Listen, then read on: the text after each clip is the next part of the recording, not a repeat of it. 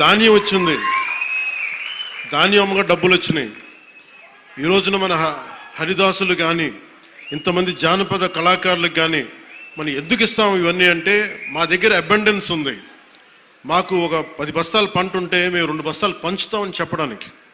అది సంక్రాంతి తాలూకు నిదర్శనం. అంటే అలాగా మీరు ఇందాక మంత్రివర్యులు నారాయణ గారు చెప్తా ఉన్నారు, ఇంకా ప్రపంచంలో ఏ నియోజకవర్గం ఇంకెక్కడా రాదు అండ్ ఏది జరుగు. ఇక్కడ కొబ్బరాకు పడ్డా కానీ పిఠాపురంలో చాలా దారుణం జరిగిపోయింది. ఒక తాటాకు, అక్కడ ఉన్న తాటాకు ఊడిపడిపోతే అమ్మా చాలా దారుణం జరిగిపోయింది. మరి గత ప్రభుత్వ నాయకులను అడగండి, వాళ్ళ నియోజకవర్గం అసలు న్యూస్ ఉంటుందా? ఏం జరుగుతుందో కూడా తెలియదు మీకు. పిఠాపురంలో చిన్న చెట్టు మీద వాళ్ళున్న పక్షి ఈక పడినా కానీ అయ్యా బాబోయ్ పక్షి పడి. అంటే ఇది ఎవరిస్తున్నారు మీకు? బలం ఎవరిస్తున్నారు? మీరిస్తున్నారు. చెడు వార్తలకి మీరిస్తున్నారు బలం. ఒకడు మనల్ని తిడుతుంటే మీరు దాన్ని వైరల్ చేస్తే మీరు బలం ఇస్తున్నారు. ఒకటి చెడగొడుతుంటే వచ్చి మీరు ఎదురు ప్రశ్నించకపోతే మీరు బలహీనలు అయిపోతారు. మీరు నాకు ఓట్లేస్తే సరిపోదు అని ఎందుకు చెప్తున్నాను?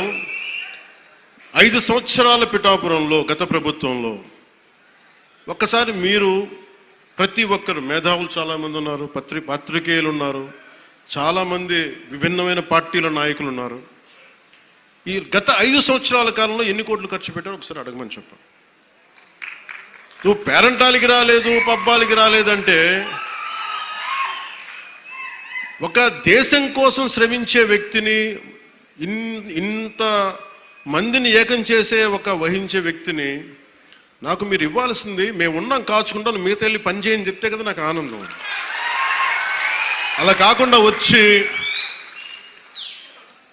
నేను వ్యవస్థని బలోపేతం చేయడానికి వచ్చాను. అంటే నా అవసరం లేని నిజమైన నాయకత్వం ఏంటి? నాయకుడు అవసరం లేకుండా పనులు జరిగిపోవాలి సింగపూర్ లాగా. అది కదా అభివృద్ధి అంటే. ఏ పని కావాలన్నా ఎమ్మెల్యే గారి ఇంటికి వెళ్తే కానీ పనులు అవ్వండి, అట్లా అంటే అది అభివృద్ధి కానట్టే కదా లెక్క. అంటే గత ప్రభుత్వంలో మీరు ఎంత ఖర్చు పెట్టారో ఒకసారి చూడండి. నేను గత ఏడాది 308 కోట్లతోటి పిఠాపురం అభివృద్ధికి మనం ఖర్చు పెట్టాం. మీరు చూడండి. అలాగే ఇప్పుడు 200, అది దాదాపు 60-70% పనులు అవుతున్నాయి, అయిపోయినాయి. ఇంకా 30% మిగిలినాయి. ప్రాబబ్లీ టార్గెట్ ఇచ్చింది మార్చికి అయిపోవాలి. ఇప్పుడు మనం 211 కోట్లతోటి అదనపు అభివృద్ధి కోసం మనం ముందుకు తీసుకెళ్తాం. అంటే ఇది 26 కోట్లతోటి ప్రారంభమైనవి, మన పని పూర్తయినవి, ప్రారంభోత్సవాలు చేశాం. మీరు అడగాల్సింది గత ప్రభుత్వ నాయకులను వచ్చి, వాళ్ళు వారి పాలనలో ఏం చేశారని అడగండి. వాళ్ళు తిమ్మేశారు అని చెప్పి. నేను ఏం చెప్పాను, నా దగ్గర ఛానల్స్ లేవు. నేను లాస్ట్ టైం చెప్పాను, ఎలక్షన్ టైంలో 2016-17 టైం నుంచి మొన్న దాకా ఏం చెప్పాను, నాకు ఛానల్స్ లేవు. మీరే నా గళం, నా జన సైనికులకి, మా వీర మహిళలకి చెప్పాను, మీరే నా బలం. నాయకులకు ఒకసారి ఇష్టపడి రావచ్చు, ఒకసారి ఇష్టపడి వెళ్ళిపోవచ్చు, కానీ నా గుండెల్లో ఉన్నది మీరు నిరంతరంగా నాది ఉంటారు, నాకు తెలుసు. నాకు ఇది మీరు బయట నుంచి వచ్చి దేనికి పడినా సరే, ఒక స్కూల్లో 2 చిన్నపిల్లలు కొట్టుకున్నా దాన్ని మీరు గొడవ చేసేద్దాం అనుకుంటే నేను ఏం చెప్పను దానికి? మీరు అక్కడ పులివెందులు అక్కడ వాళ్ళ సొంత బాబాయ్ గారిని చంపినా కానీ అది న్యూస్ కాదు. ఇక్కడ ఇద్దరు బిడ్డలు ఉట్టినే కొట్టుకుంటాం, స్కూల్లో కొట్టుకోరా? నాయకులే కొట్టుకుంటున్నప్పుడు స్కూల్లో చిన్నపిల్లలు ఎందుకు మాట అనుకోరు? పెద్ద స్థాయి ఆలోచన పరిధుల నాయకులే మాట అనుకున్నప్పుడు చిన్నపిల్ల ఏదో అనుకుంటాం, దాని కులాలు పట్టుకొచ్చేస్తాం. మరి ఇదే మీరు అడగాల్సిన ప్రశ్న. మన జనసేన నాయకులు కూడా చెప్తున్నా, కూటమి నాయకులు కూడా చెప్తున్నా, పనిచేసే నాయకులు మీరు వెన్నంటి ఉండకపోతే, ఎలక్షన్లు అయిపోయింది మా పని అయిపోయింది అంటే, నేను నిజంగా అలా అనుకోని ఉంటే ఈ రోజున మీకు ఉప్పాడ ప్రొటెక్షన్ వాళ్ళు ముందుకు వెళ్ళదు చెప్తాను. మీరు ఇన్ని సంవత్సరాలు ఉన్నారు, ఎవరు తీసుకెళ్ళారు చెప్పండి. ఈజీగా మాట్లాడి సరిపోదు, అక్కడ నువ్వు కన్విన్స్ చేయాలి. ఎందుకని 100 ప్రాజెక్టులు ఉంటాయి స్టేట్ గవర్నమెంట్, ప్రయారిటీస్ ఎందుకు చేయాలి.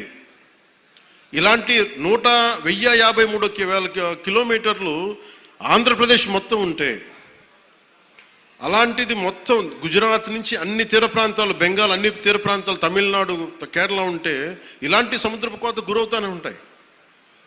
కానీ మీకే ఎందుకు ఇవ్వాలి అని సెంట్రల్ గవర్నమెంట్ అడుగుద్ది. ప్రత్యేకత ఏంటి అని. అది మన కన్విన్సింగ్ ఆర్గ్యుమెంట్. ఎందుకు పనిచేస్తే నువ్వు దేశ నిర్మాణం కోసం పనిచేసేవాడివి, మనుషుల్ని విడగొట్టేవాడివి కాదు, నిలబెట్టేవాడివి, అండగా ఉండేవాడివి. ఇన్ని చూసిన తర్వాత దానికి తోడు హేతువుగా చెప్పాలి, రేషనల్గా చెప్పాలి. ఎందుకు ఇది చేస్తున్నాం అంటే దానికి వాళ్ళు ఆలోచించి లేదు ఇవన్నీ బాగున్నాయని చెప్తారు. ఇంత కష్టం ఒకటి అచీవ్ చేయటం. 1 కోటి రూపాయలు మీరు చాలాసేపు ఈ మధ్యన చూస్తున్నారు. డోలీ ప్రాంతాల్లో పిఎం జన్మన్ పథకం కింద ఒక 40 మంది ఉంటారు. 1 కోటి రూపాయలతో మనం ఒక 4,000 మంది 5,000 మంది ఉన్న ఒక పంచాయతీ ఖర్చు పెట్టడం వేరు. కేవలం 40 మంది ఉండే ఒక ట్రైబల్ పంచాయతీ ట్రైబల్ గ్రామానికి, ఒక చిన్న కుగ్రామానికి పెట్టడం చాలా కష్టం. దానికించి ప్రత్యేకించి మన జేబులో డబ్బులు ఇట్లా కేంద్రం తాలూకు పాలసీ ఉంది, పథకం ఉంది, దానిని పెద్ద మనసుతో ఖర్చు పెట్టాలంతే. నేను చేస్తుంది అదే, కుంచుకుపోవట్ల పెద్ద మనసుతో చేస్తున్నాం. అందువల్ల డోలీ మోతలు అంటే మనకు కనీసం కరెంటు ఉంది. కరెంటు లేని గ్రామం ఒకటి అలలాడుతుంటే ఒక్క మాట మన జన సైనికులు కానీ మనం పంపిస్తే ఆ గ్రామానికి కరెంట్ వచ్చింది 70 ఇన్ని సంవత్సరాలు. అంటే ఇవన్నీ ఎందుకు చెప్తున్నానంటే నేను కేవలం ఒకదానికే పరిమితం అయిపోతే నా శక్తిని మీరు చంపేసినట్టు వాళ్ళు అయిపోతారు. నాలాంటి వాడిని మీరు ఎంత బలం ఇస్తే, బయట ప్రాంతాల నుంచి వచ్చి అసలు నన్ను ఏం చేశారు లాస్ట్ టైం, మా జిల్లాల్లోకి వస్తే, మా ప్రాంతాల్లోకి వస్తే మేము అడుగు పెట్టాం, మా నియోజకవర్గాల్లోకి వస్తే చాలా నాకు చెప్పి వాళ్ళు మటుకు నేను ఎంచుకున్న నియోజకవర్గానికి వచ్చి మొత్తం వ్యతిరేకంగా చేశారు. వాళ్ళ ఏరియాలోకి వెళ్ళకూడదట, వాళ్ళ నియోజకవర్గాల్లోకి వెళ్ళకూడదు, కానీ మనం పనిచేస్తున్న నియోజకవర్గాలకు వచ్చి ఏదైనా వెళ్ళకొచ్చు. అంటే వాళ్ళకి అర్థం కాదు ఏంటంటే నేను సన్నగా కనిపిస్తానో మెత్తగా కనిపిస్తానో నాకు తెలియదు, కానీ నా గట్టిదనం వాళ్ళకి తెలియదు. అంటే మీరు మొండి పట్టు పడితే, మీరు గొడవ పెట్టుకోవాలనుకుంటే నేను సంసిద్ధంగా ఉన్నాను, ఎప్పుడైనా గొడవ పెట్టుకున్నాను. దానికి నా దగ్గర కొదవ లేదు, ఆ శక్తి కొదవ లేదు. కానీ ఏంటంటే యుద్ధం ఎందుకు భరిస్తాడు, ఎవడన్నా తిడతా ఉంటే బలం ఉన్నాడు భరిస్తాడు, బలహీనుడే ఎదురు తిరుగుతాడు. నేను ఎప్పుడన్నా సరే నా వ్యక్తిగతంగా నేను ఎప్పుడు గొడవ పెట్టుకోను. వ్యవస్థ కోసం ఇబ్బందులు అయినప్పుడు నాకేంటి, గత ప్రభుత్వం అద్భుతంగా పనిచేస్తే నాకు ఎందుకు అవసరం ఏముంది, అసలు పాలిటిక్స్ రావాల్సిన అవసరమే లేదు. ఉదాహరణకి నల్గొండ లాంటి ప్రాంతంలో ఫ్లోరోసిస్తో బాధపడుతూ ఉంటే కృష్ణానది నీళ్ళు హైదరాబాద్ దాకా వెళ్తున్నాయి, కానీ ఆ దారి వెంబడి వస్తున్న నల్గొండలో నీళ్ళు చాలా సంవత్సరాలు లేవు, ఈ మధ్యన వచ్చినాయి. అక్కడ మనుషులు ఈ మన ఫ్లోరోసిస్ తోటి చిన్న బిడ్డలు వంగిపోయి మంచానికి ఉంటే అది బాధ కలుగుతారు. ప్రభుత్వాలు ఏం చేయట్లేదు. అలాంటి అనేకమైన సంఘటనలు కోకొల్లలుగా జరిగితే అది నాకు బాధ్యతని పెంచి రాజకీయాల్లో మనం ఏదైనా చేద్దాం, ప్రయత్నం చేద్దాం. ఓడిపోవచ్చు గెలవచ్చు, కానీ ప్రయత్నమే చేయకపోతే తప్పు కదా. అలాంటి సందర్భంలో నేను వచ్చాను పాలిటిక్స్కి. అలాంటిది నేను కింద పడ్డాను. ఇందాక మనోహర్ గారు మాట్లాడుతున్నారు, పుష్కర్ కాలం దాటింది నేను వచ్చి పాలిటిక్స్ 14 సంవత్సరాల పైన. ఎవరు తీసుకుంటారు? నాకు రాజకీయాలు, నాకు డబ్బు సంపాదన, నాకు డబ్బు సంపాదన, నేను బిగ్ యాక్టర్. నేను నెంబర్ 1 యాక్టర్ని కాదేమో, కానీ నా స్థాయిలో నేను బాగా డబ్బులు సంపాదించగలిగే యాక్టర్ని. ఓడిపోయినా కానీ, సినిమా ఫ్లాప్ అయినా కానీ డబ్బులు చేసుకునే కెపాసిటీ ఉన్న సినిమాలకి. అది మీ అందరి అభిమానం, ప్రేమ వల్ల. మరి అలాంటి నేను ఎందుకు రావాలి రాజకీయాల్లో కంటే అది నా ఆవేదన, నా బాధ్యత. పాలిటిక్స్ నా బాధ్యత. అంటే ఎంతసేపు ధాన్యం పండించి దోచేసుకోవడం తప్ప తిరిగి ఇద్దామని గుణం లేకపోతే ఏమవుతుంది? అందుకని నేను ఏం నమ్ముతానంటే ఎంతో కొంత తిరిగి ఇవ్వాలి సమాజానికి. ఆ ప్రిన్సిపల్ నన్ను తీసుకొచ్చింది. అలాంటి నేను కోరుకుంటుంది మన సంక్రాంతి ఒక కొత్త సంక్రాంతి అవ్వాలి మన పీఠికాపురం. ఇది మీరందరూ నా కుటుంబ సభ్యులు, మీకు ఆనందం ఇవ్వడమే నా పని. ఆనందం ఇవ్వడం అంటే మళ్ళీ ఇంటికి వచ్చి డ్యాన్స్ చేయమనేరా? అంటే మీరు బలం అవ్వడానికి నేను చేదోడు వాదోడు అవుతాను. అలాగే మా ఇంటికి వచ్చే పేరెంటాలకు వచ్చే ఎన్ని పేరెంటాలు వస్తే పని వాళ్ళు చేస్తారు, పనులు కూడా చేయాలి కదా. అలాగే సంక్రాంతికి నాకేమనిపించిందంటే పీఠికాపురం పర్మనెంట్గా ఒక సంక్రాంతి ఉత్సవాలకి పండగ కావాలి. అంటే ఇది సంక్రాంతి ఓణం ఎట్లా ఉంటుందంటే మాది కూడా మన హార్వెస్ట్ ఫెస్టివల్ మన కేరళలో, అది భూమిని నమ్మే ప్రతి ఒక్కరి పండగ. అది మరి కేరళ చాలా ఒక అనూహ్యంగా ఏంటంటే అన్ని మతాలు జరుపుకుంటారు. సో నా మనసులో కూడా మన సంక్రాంతి అన్ని మతాలు జరుపుకోవాలి. అది ప్రకృతి ఆరాధన నుంచి పుట్టిన మన సంస్కృతి ఇచ్చిన వారసత్వం. ఇది ఈ వారసత్వాన్ని భవిష్యత్ తరాలకి అందించడం మన బాధ్యత. ఈరోజు పీఠికాపురంలో జరుగుతున్న సంక్రాంతి సంబరాలు మనకి భవిష్యత్తులో అందరికీ అలాంటి జ్ఞాపకాలని ఇవ్వాలని మనస్ఫూర్తిగా కోరుకున్నాను.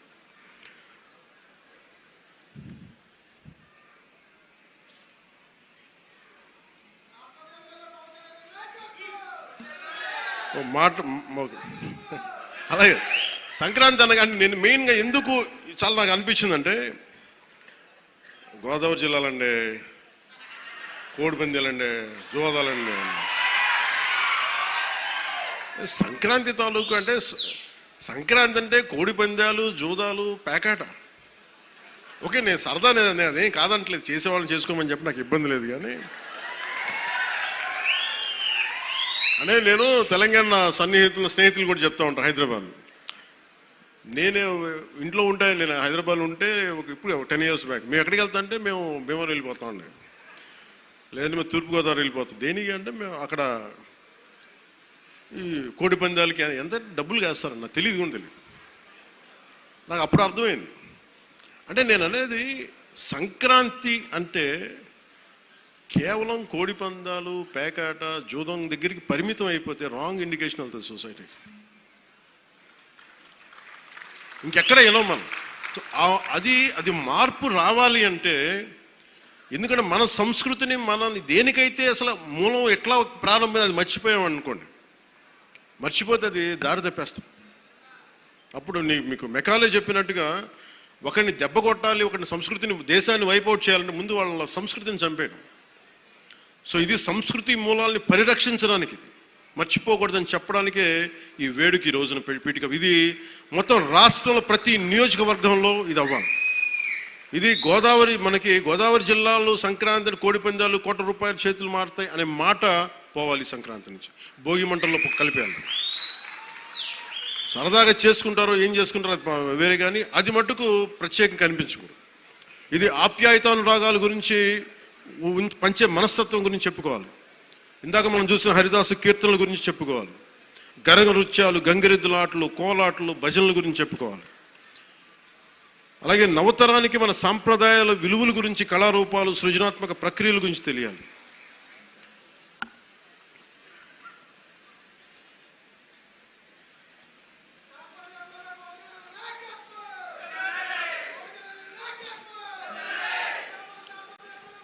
సో నా ఉద్దేశంలో మనందరం ఈ సంక్రాంతి నుంచి మీరు నాకు మన పిఠాపురం, మన పీఠికాపురంలో నా గెలుపు మీరు ఇచ్చినందుకు మనస్ఫూర్తిగా సంక్రాంతి మనస్ఫూర్తిగా నా గుండె కవటాలలో నుంచి మీకు ధన్యవాదాలు తెలియజేస్తాను. కాదు ఇప్పుడు నేను కోరుకుంటుంది బ్రిడ్జ్ ఇబ్బంది, అక్కడ ట్రైన్ వెళ్తా ఉంది, ఓవర్ బ్రిడ్జ్ కావాలన్నా దాని గురించి కూడా మాట్లాడుతున్నాం. అలాగే ఉప్పాడ తీర ప్రాంత రక్షణ నేను మాటిచ్చాను మత్స్యకారు సోదరులకి నిలబడతానని, దానికి అనుగుణంగా ప్రణాళిక మొదలుపెట్టాం. అలాగే ప్రతి ఒక్క పారిశ్రామికవేత్తలు అందరితో కలిసి పిఠాపురం అభివృద్ధిలో భాగస్వామ్యులుగా అమ్మని చెప్తున్నాం. నేను మీ నుంచి కోరుకుంటుంది ఇది భారతదేశానికి చాలా కీలకం. పీఠికాపురం శక్తిపీఠం, శ్రీపాద శ్రీవల్లభుడు వెలిసింది. ఇక్కడ వారి ఆధ్యాత్మికంగా వాళ్ళు ఎంచుకున్నారు. ఇది నేను నిజంగా చెప్పాలి, నేను రాజకీయాల్లోకి రావాలనుకోలే, సినిమాల్లోకి రావాలనుకోలే, పోటీ చేయాలనుకోలే. అలాంటిది పిఠాపురంలో రావాలని అసలు ఏం అనుకోలేదు. అది భగవంతుడి సంకల్పం. నేను తీసుకురాబడ్డాను ఇక్కడికి, గురువుల సంకల్పం. సో నేను నా ఆఖరి శ్వాస వరకు నేను మీకోసం పనిచేస్తాను. అది అధికారంతో సంబంధం లేదు, దానికి మీరు ఆశీస్సులు ఇవ్వండి. నేను ఒకటే కోరుకుంటుంది, మతం పేరుతో కానీ, కులం పేరుతో కానీ,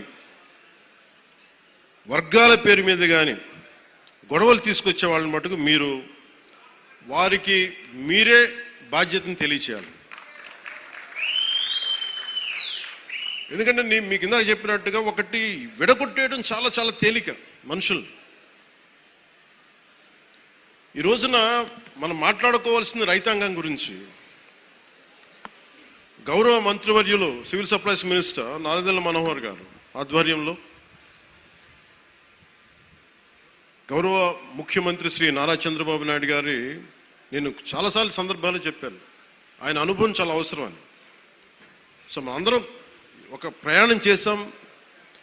అలా చేయబట్టే ఈ రోజున సివిల్ సప్లైస్ ద్వారా 7 లక్షల మంది రైతుల నుంచి 40 లక్షల మెట్రిక్ టన్నుల ధాన్యం సేకరించిన ధాన్యానికి సరిగ్గా 24 గంటల లోపే 9,300 కోట్ల రూపాయలని చెల్లించడం జరిగింది. ఇది ఎక్కడైనా సరే మీరు గత ప్రభుత్వంలో ఎంతసేపు దేహీ అంటే ఇది ప్రోయాక్టివ్ గవర్నమెంట్, నారా చంద్రబాబు నాయకత్వంలో ప్రోయాక్టివ్ గవర్నమెంట్. అంటే ఇంతమంది సమిష్టిగా కలిసి కృషి చేస్తేనే ఈ రోజున ఇంత అద్భుతంగా జరుగుతుంది. మీరు గత ప్రభుత్వాన్ని గురించి వాళ్ళు ఏం చేసినా సరే వాళ్ళు తెలిసింది ఒకటే, బూతులు తిట్టడం, ఇందాక నారాయణ గారు చెప్పినట్టు కేసులు పెట్టడం, ప్రజలకి మనశ్శాంతి లేకుండా చేయడం. మళ్ళీ అదే పాత పద్ధతి మొదలుపెట్టారు. మళ్ళీ పిఠాపురంలో గతం ఎన్నడూ లేని విధంగా మళ్ళీ మీరు స్టార్ట్ చేశారు. ఈ సందర్భంలో ఉన్నత పోలీస్ అధికారుల గారికి, జిల్లా మ్యాజిస్ట్రేట్ గారికి కూడా చెప్తున్నాను, లా అండ్ ఆర్డర్ని కనుక ఎవరైనా సరే పిచ్చిగా కనుక మీరు అభద్రతా భావానికి కానీ ప్రజల్ని చేస్తే అస్సలు ఉపేక్షించద్దని చెప్తున్నాను. నా మాటలు చాలా మెత్తగా ఉన్నాయి కానీ చేతలు చాలా చాలా గట్టిగా ఉండి గుర్తుపెట్టుకోండి. ఇది మిడీవల్ పీరియడ్ కాదు కాబట్టి నా మాటలు చాలా నియంత్రణతో ఉన్నాయి. చేతలు చాలా చాలా గట్టిగా ఉండే గుర్తుపెట్టుకోండి. ఎందుకని మీరు రాజకీయ పరంగా ఏదైనా చేద్దామంటే సంతోషం, అది మీరు ఒక విమర్శ చేయండి, ఇక్కడ అభివృద్ధి బాగలేదు, ఇంకోటి బాగలేదు. కానీ మీరు కులాల మధ్య, మతాల మధ్య గొడవ పెట్టేద్దాం అనుకుంటే వాటిని మటుకు నేను వ్యక్తిగతంగా చాలా పర్సనల్గా తీసుకుంటాను. ఎందుకంటే I believe firmly in the foundations of our constitution. నేను రూల్నే మాట్లాడతా, రూల్నే అప్లై చేస్తా. అది దయచేసి ఉన్నతాధికారులందరూ, అది మీరు కలెక్టర్ గారు కావచ్చు, ఎస్పీ గారు కావచ్చు, మీరు ప్లీజ్ అది మీరు చాలా ఫర్మ్గా అప్లై చేయండి. అది నేను స్వయాన ముఖ్యమంత్రి గారే మేము తప్పు చేసినా మాకు కూడా అప్లై చేయండి అని మేము శాసనసభలో చెప్పాం. We are bounded by that word. అందుకని ఎవ్వరు కూడా వ్యవస్థకు అతీతులు కాదు, నాతో సహా. అందుకని దాని దృష్టిలో మేము వ్యవస్థకు లోబడి ఉంటాం. మేము వ్యవస్థకు లోబడి రెచ్చగొడతామంటే దానిని ఎలా హ్యాండిల్ చేయాలో, ఎందుకంటే అక్కడ దాకా దృష్టి పెట్టలే, చాలా సంయమనంతో ఉన్నాను నేను. మీరు పిఠాపురంకు వచ్చి గొడవలు పెడతామంటే నేను ఇక్కడ కూర్చొని మొత్తం ఏరేస్తాను, అందరిని గుర్తుపెట్టుకోండి. అక్కడ దాకా తీసుకురావద్దు. తల్లి బిడ్డ న్యాయంగా పోదాం, తల్లి బిడ్డ న్యాయంగా పోదాం. మీరు ఒక మాట అనండి, నేను తీసుకుంటా. కానీ మీరు నన్నన్నా పర్లా, పార్టీనన్నా నేను భరిస్తాను. కానీ ప్రజల మధ్య వైషమ్యాలని కనుక మీరు చేస్తే దాని పర్యవసానాలు చాలా తీవ్రంగా ఉంటాయి, గుర్తుపెట్టుకోండి. ఎందుకంటే నాకు ఓటమి భయం లేదు, ఇది చాలా చాలా అర్థం చేసుకోవాలి అందరూ. నాకు ముందుకెళ్ళే ఆలోచనే తప్ప ఓటమి భయం లేదు. ఎందుకంటే నేను నిలబడతాను.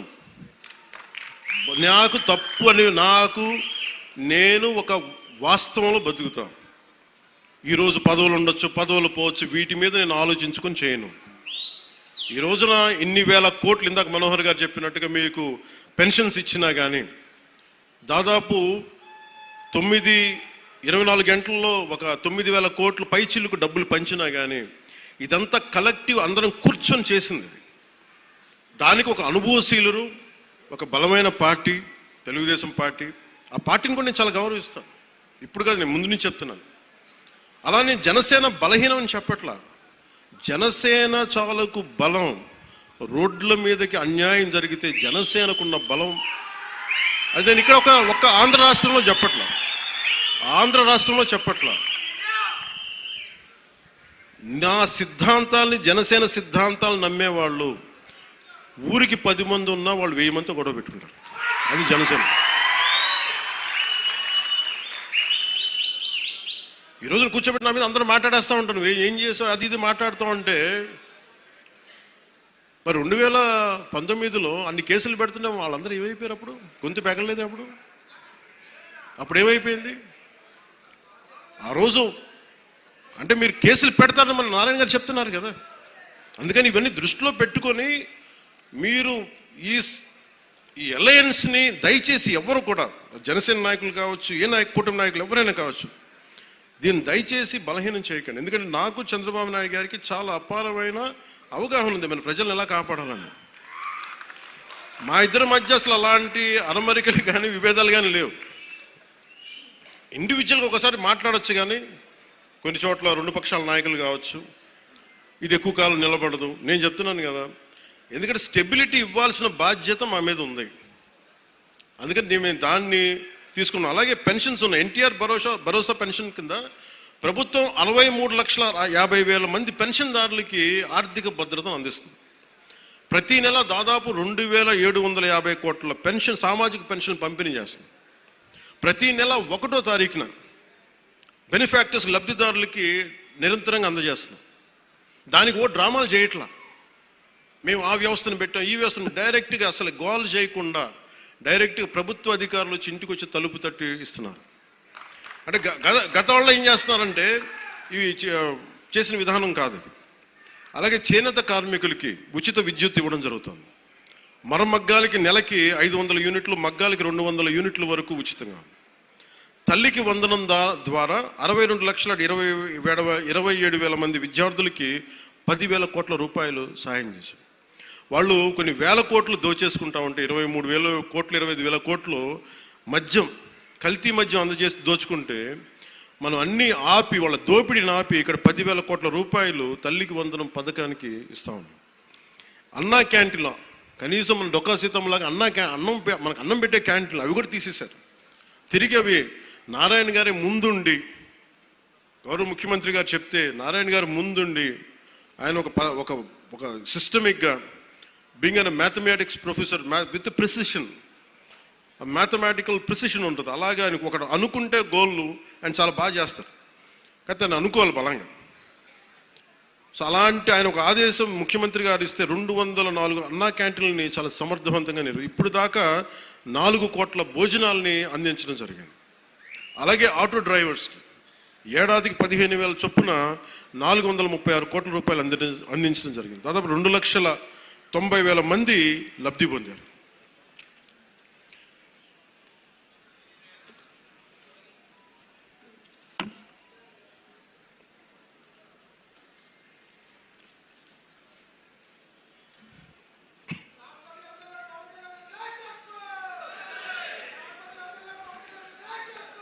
అలాగే ప్రత్యేకించి పిఠాపురానికి సంబంధించి పిఠాపురం మండలంలో 9.60 కోట్లతోటి ఫ్లాట్ అండ్ ఫ్యాక్టరీ కాంప్లెక్స్ నిర్మాణానికి శంకుస్థాపన చేశాం. దీని ద్వారా సూక్ష్మ, చిన్న, మైక్రో, స్మాల్ మన పరిశ్రమలకి ప్రోత్సాహం ఉంటుంది. ఇందులో 50% సామాజికంగా వెనకబడ్డ ఎస్సీ, మత్స్యకార వర్గాలకి ఇది కేటాయించబడుతుంది. దీనివల్ల 650 మందికి ఉపాధి అవకాశాలు కలుగుతాయి.